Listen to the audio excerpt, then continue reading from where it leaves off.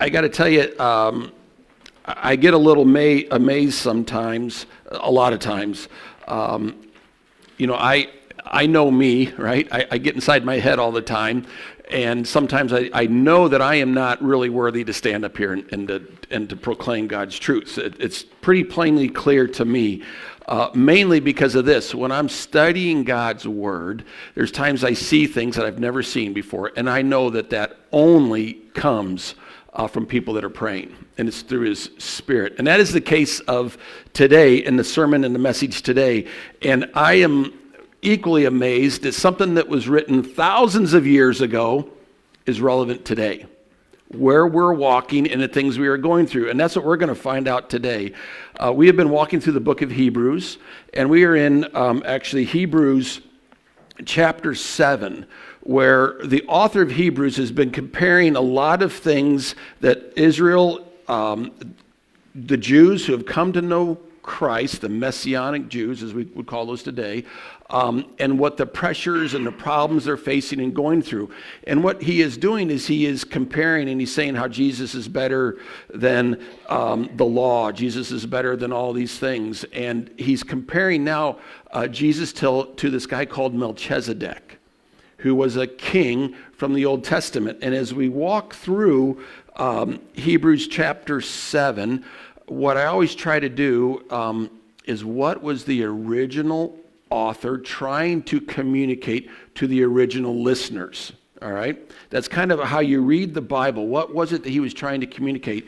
And as he was talking about Abraham and Melchizedek, the people that he was speaking to would have known everything about this, because Abraham was Father Abraham, right? The father of their nation. They knew everything about Abraham, and they would have known who Melchizedek is. So today what we're going to do, we want to hear as those Israelites, as those Jews would have heard. But to do that, we need to understand a little bit more about Abraham and Melchizedek. So what we're going to do is we're going to jump back for a moment to the Old Testament, clear to the beginning book of Genesis. And it's in Genesis 14 that we're going to land at for this story about a little bit about Melchizedek and who he is and what's going on. Just to get some history, so as we continue to walk through the book of Hebrews, we can better grasp what the author is trying to teach us today.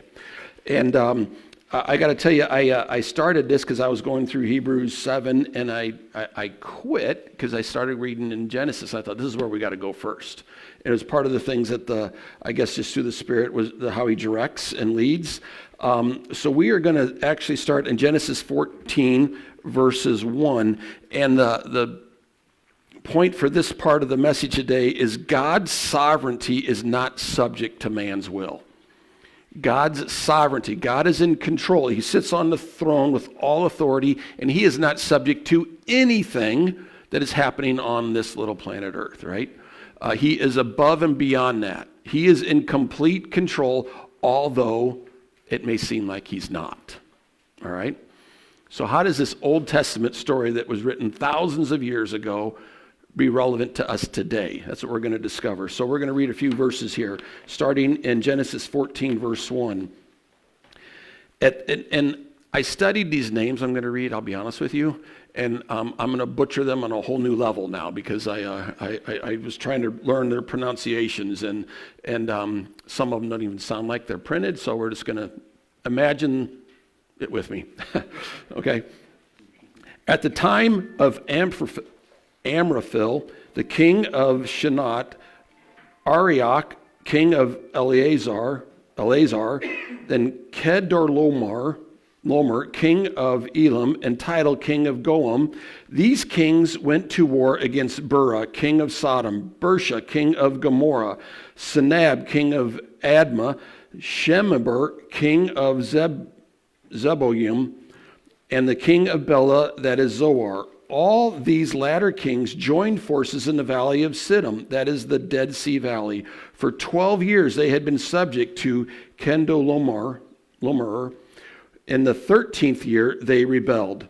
In the 14th year, Kedorlaomer and the kings allied with him went out and defeated the Rephites, the Asheroth, Karnaim, and the Zuzites, and Ham, and the Emites, and the Kirithaim, and the Horites in the hill country of Seir, as far as El Paran near the desert.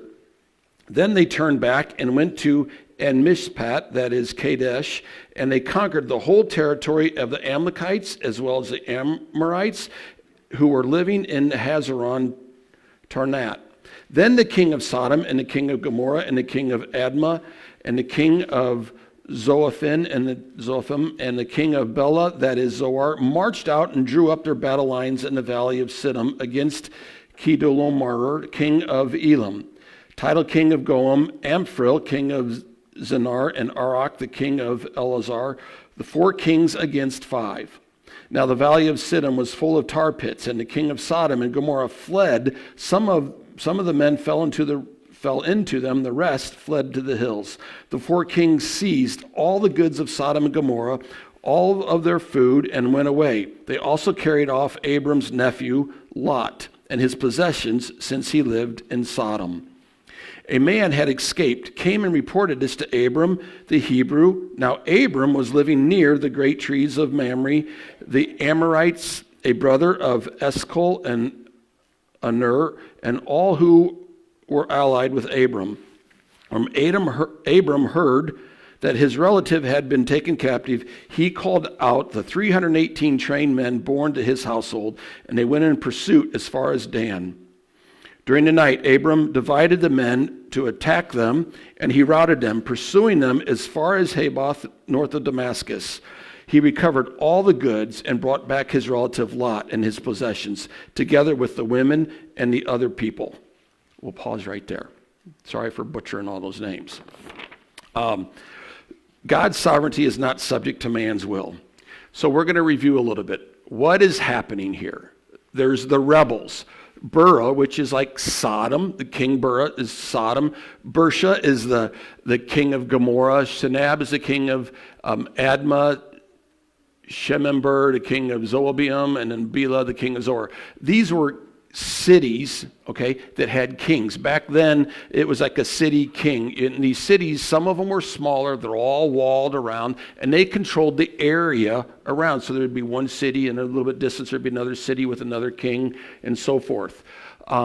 They had been paying tribute to Kedorlaomer, okay, another king, for 12 years. Why? Because this king had come through and conquered all of them. And they were subject, so they had to pay a tax, a pretty heavy tax. Part of those things when you defeated another like city-state type of thing is you heavily tax them so they could never recover and rebel. So they was really pulling all of their crops and monies and things like this. So they had to pay this tax, this tribute, for 12 years. And they finally said, this is enough. We want out of this. So in year 13, they rebelled. They stopped paying him, fully knowing there would be an attack. So these 5 city kings got together and said, when he attacks us, we're going to band together and we're going to go to war. Kedorlaomer launches a punitive campaign to crush them and their rebellion. All right? Ancient warfare.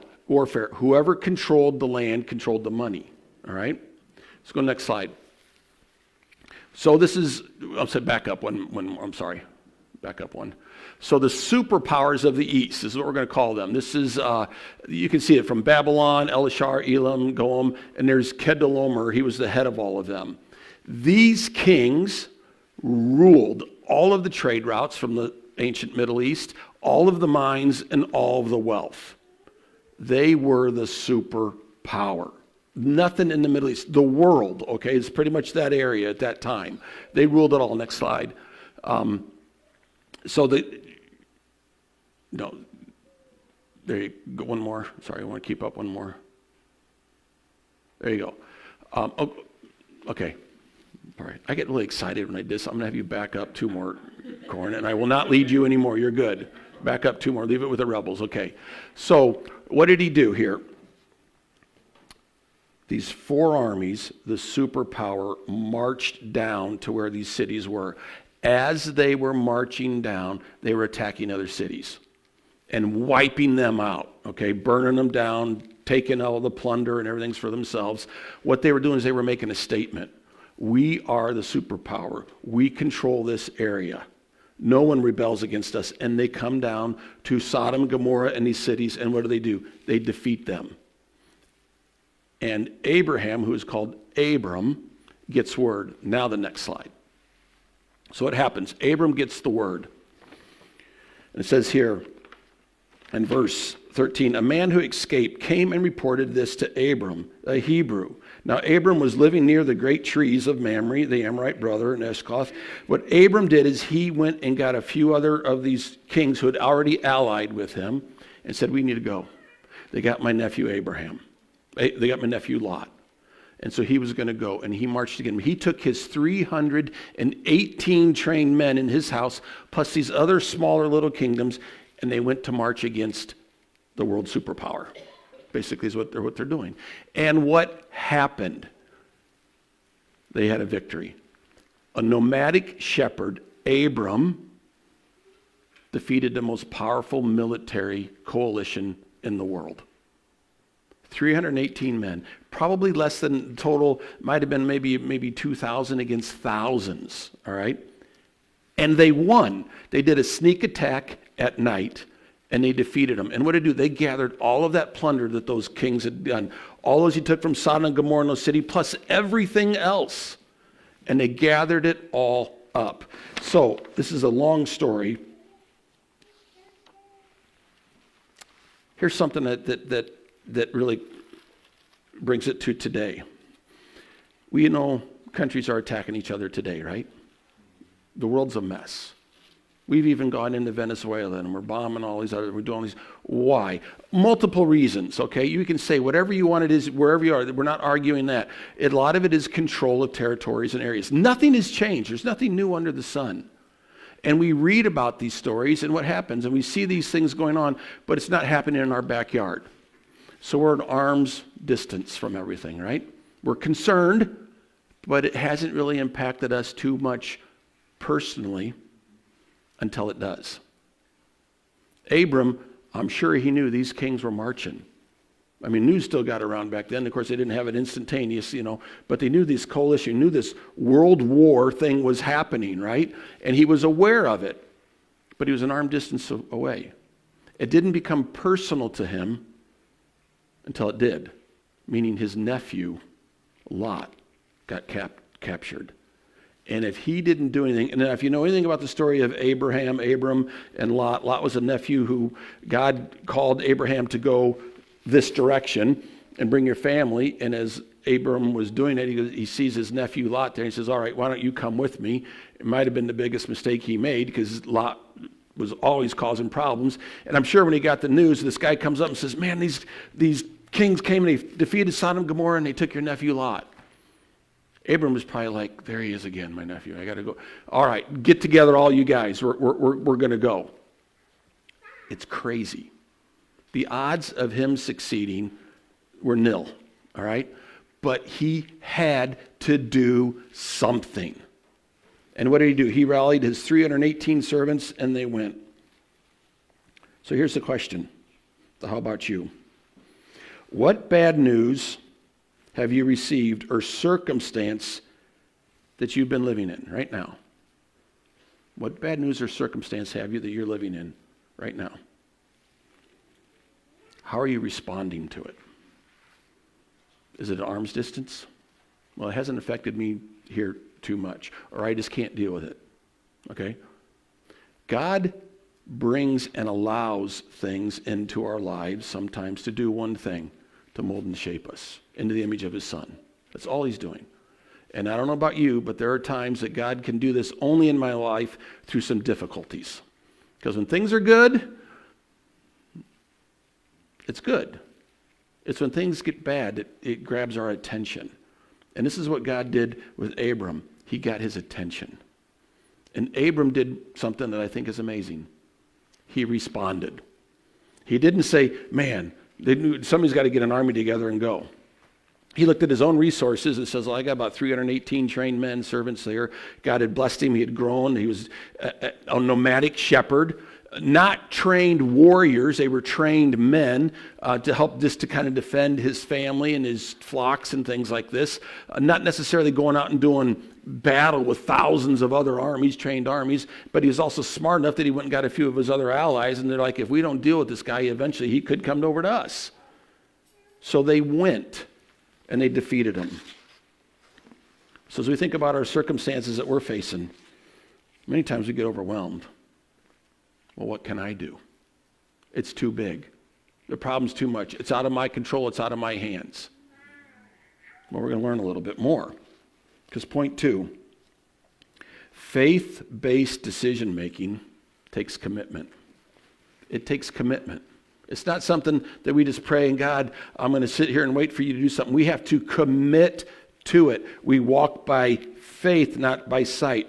I love that verse because it says we walk by faith. We don't sit and fear. We don't sit and go, oh my, somebody to do something. We walk by faith. And faith-based decisions take commitment. So what's going on here? Verse 17. After Abraham returned from defeating Kedorlaomer and the kings allied with him, the king of Sodom came out to meet him in the valley of Shavah, that is the king's valley. Then Melchizedek, somehow that king survived. They didn't kill that king. Then Melchizedek, the first time we hear about him, king of Salem, brought out bread and wine. He was the priest of the God Most High, and blessed Abram, saying, Blessed be Abram by God Most High, creator of heaven and earth, and praise be to God Most High, who delivered your enemies into your hand. Who defeated this coalition? Was it Abram and his 318 men? It was God. He did it through a faithful man. Side note. Then Abram gave a tenth of everything. The king of Sodom said to Abram, give me the people and keep all of this goods for yourself. But Abram said to the king of Sodom, with a raised hand, I have sworn an oath to the Lord God Most High, creator of heaven and earth, that I will accept nothing belonging to you, not even a thread or a strap of a sandal, so that you will never be able to say, I made Abram rich. I will accept nothing but what my men have eaten and their share that belongs to the men who went with me to Asher, Eshcol, and Mamre, and let them have their share. In other words, Abram said, personally, I'm taking nothing. But you're going to pay the men that I rallied to come, and they get their right to the plunder. That's what a victor did. They shared it with some of their men who sacrificed everything. But Abram took nothing. Why is this so prominent? And this is really what stuck out to me. It's after the victorious battle. You see, Abram had to make a decision. I'm going to go, Lord. I'm going to go. The outcome is up to you, but I'm going to go, and I'm going to do my best to rescue my nephew again, right? Anyway, we don't know what the prayer is, but we do know something that Abram had said earlier, that basically if he's going to win, I'm not going to take any of the plunder. He must have made an agreement. So how many times do we do this, right? But then, here's what happened. 2 kings come out. First is Melchizedek, and who is he? He's the king of Salem, which is actually a reference to Jerusalem, okay? King of Salem, priest of the Most High God, brings wine and bread, which is covenant language, and Abram ends up giving him a tenth of the plunder. Who is this Melchizedek? We don't really know that much, but he is a king and a high priest. But it's crazy that what comes later in the law is that the high priest could never be the king, and the king could never be a high priest. So something is about this guy that's different, right? And we will learn in Hebrews that he had no beginning and no end. And that he had no like relation or relatives, physical type of thing. Anyway, many people believe that this was a type or a pre-incarnate of Jesus Christ, okay, who's come. That's really who Melchizedek is, and I believe. And so Abram does what? He gives him a tenth of the plunder. But there's this other king right there with him. And he sees this Melchizedek giving him some wine and some bread and things like this. And this other king of Sodom says, you know what, Abram? Just give me my people back. And you keep everything else. What is everything else? It's the victory plunder of 5 nations, 5 other kingdoms who had already plundered the area. It is more wealth than anyone could ever imagine. It's all there. It's oxen, it's sheep, it's gold, it's servants. It's all. Abram could have become the world power in that moment. Done. And what does Abram do? He says, no. You take it. Because he knew what the king of Sodom was really like. Abram, next slide. Abram had to make a choice. Next slide. He had to choose between God and the world. Isn't this crazy? God brings him the victory, and what happens? He has to make an immediate choice. And what does he do? Abram declares, I do not receive my blessings from man, I receive them from the Lord. And he acknowledged God, giving God the victory. Next slide. Abram just beat the world system, and he rejects the world's rewards. Why is that so powerful? Because when God brings us a victory, there's the question, how about you? Which reward do we covet?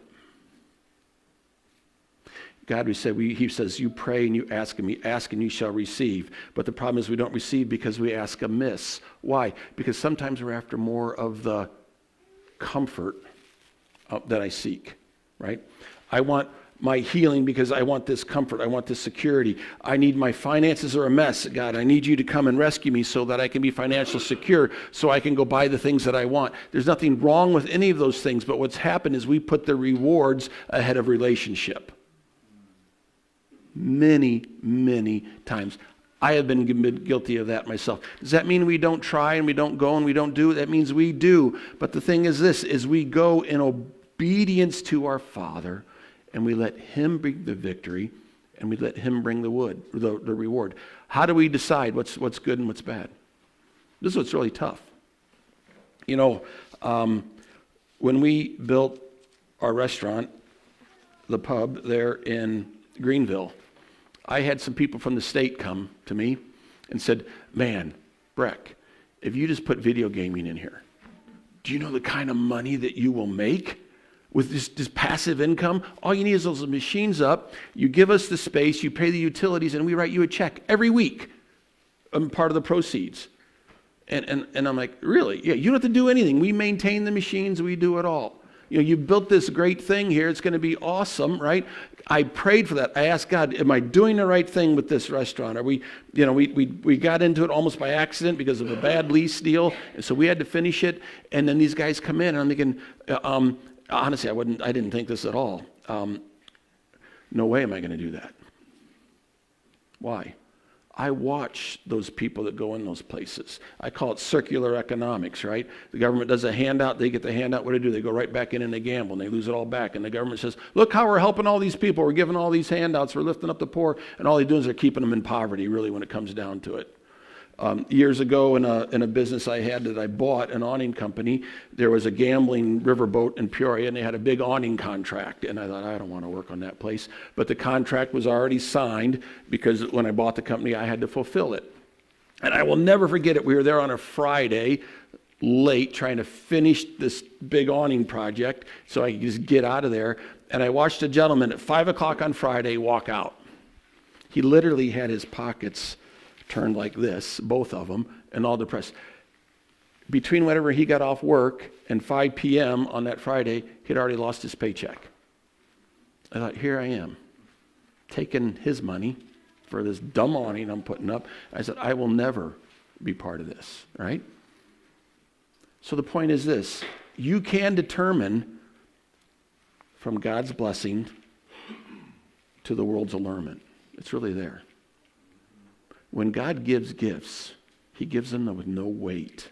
He gives them with no guilt. They are free gifts, and they're to glorify God, and he wants to bless you. Our Father is a Father of good gifts. How did he approach Abram? How did he reward Abram after he turned all that down? Well, let's read one more point. Point 3. God stands with the righteous. He doesn't just stand beside them. He stands in front of them, beside them, and behind them. He is our protector, our provider. How do we know this? Because we are going to go to chapter 15. Chapter 15 says this, after this, the word of the Lord came to Abram in a vision. Do not be afraid, Abram. I am your shield, your very great reward. But Abram said, Sovereign Lord, you have what can you give me since I remain childless? And the one who will inherit my estate is Eleazar, the son of Damascus.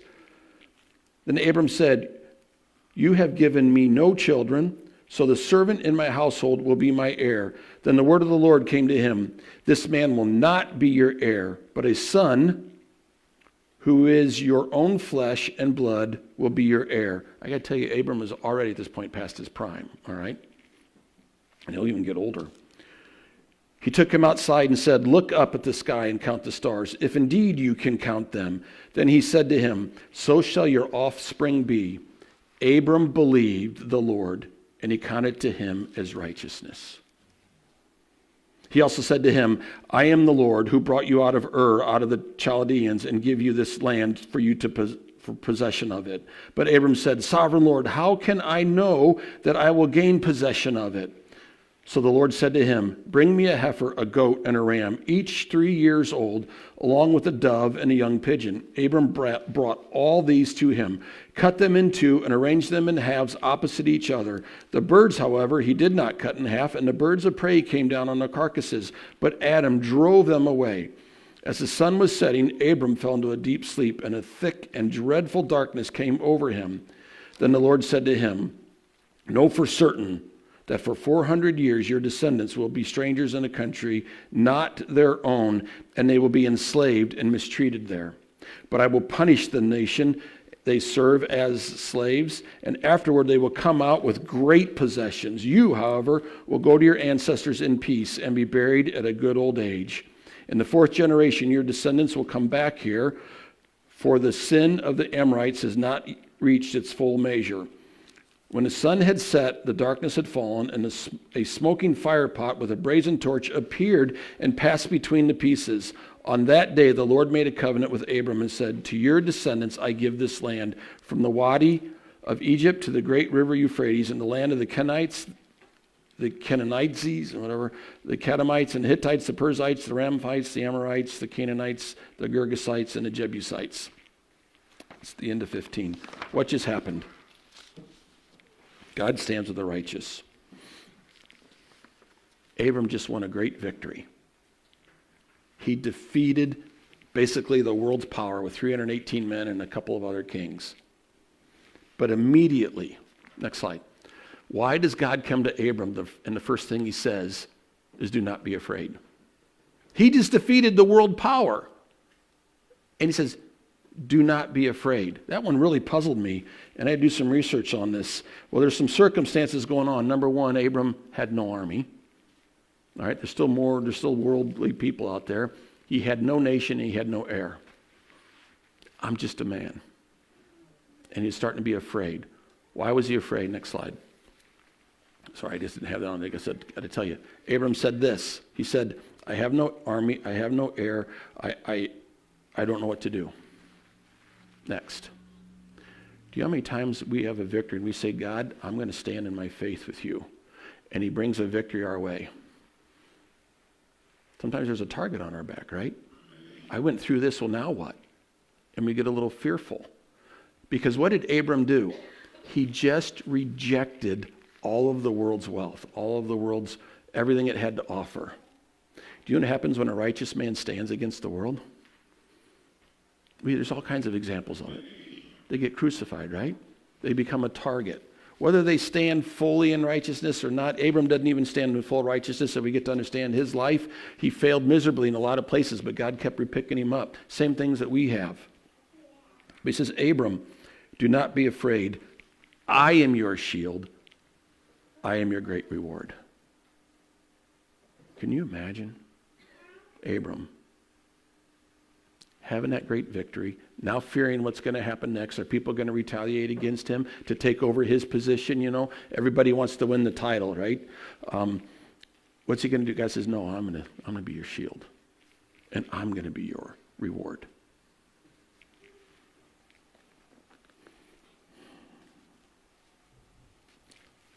Abram still says, wow, that's great, but I'm still nervous. So what did he do? God seals it, and we're going to learn about this when we get into Hebrews, with a covenantal promise. What did he do? Back in that day, it was a custom. When you wanted to make a business deal or transaction, you didn't have all the legal documents and papers to sign. What would you? You would take an animal and you would cut it in half and you put both halves.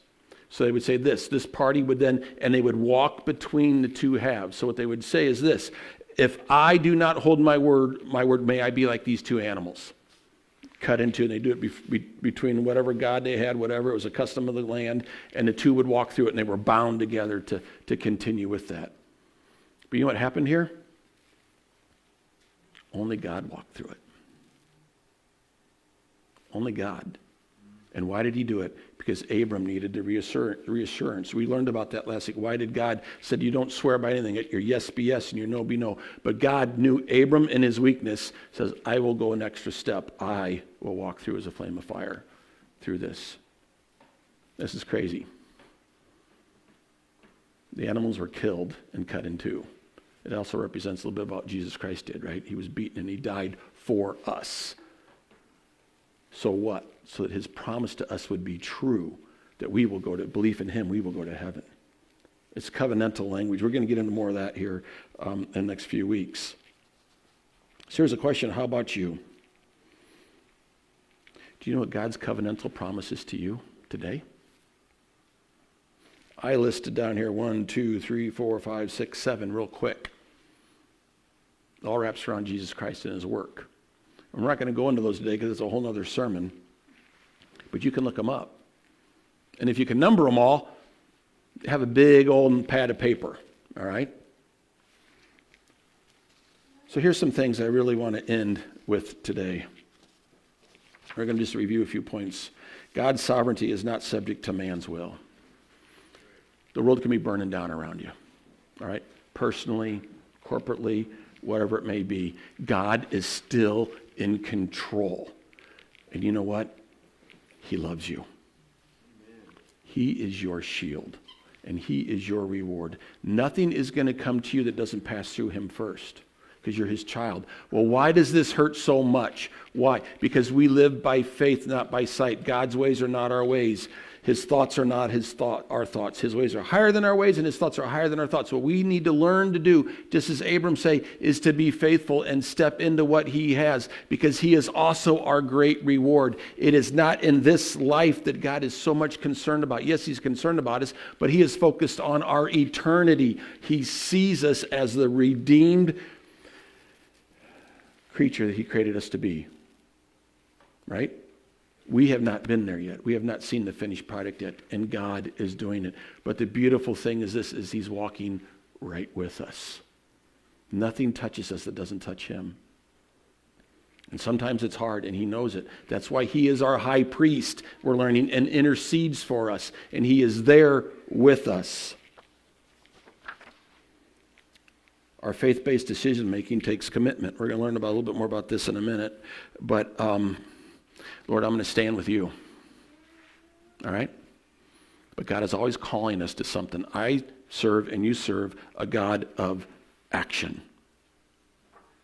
He's not a God of passivity. He doesn't just sit to the sidelines. He is a God of action. He asks in the Old Testament, who will stand in the gap for me that I can be found strong on? Who's going to go and rescue Lot? Abram? I'll go. Who's going to go to Nineveh and preach to these people? Not me. And he lets us run, but he doesn't leave us. He says, no, I've designed you for this, and I'm going to walk you through these things. We're going to get into Hebrews, into those who walked in faith, and examples of those here real quick. It's building, all this builds. And the last one is this: God stands with the righteous. Who are the righteous? Those who declared him Lord and believe are declared righteous, standing justified. That's you and me if you have done that. There's a little bit more. We're going to go into the business meeting, and this is why I love how the Bible walks into so much things with us. But before we do that, I'm going to close with a prayer, because there's some challenges that are going to come our way, all right? And we're going to talk about that. So this is a sermon that kind of ends maybe in a cliff note with not a great closing, because there's more to the story, and we got to get into Hebrews next, all right? It's the background for the big point that's coming, okay? So with that, we're going to let that hang there. Sorry that it's a little open-ended, but there's more to come. There's a part 2.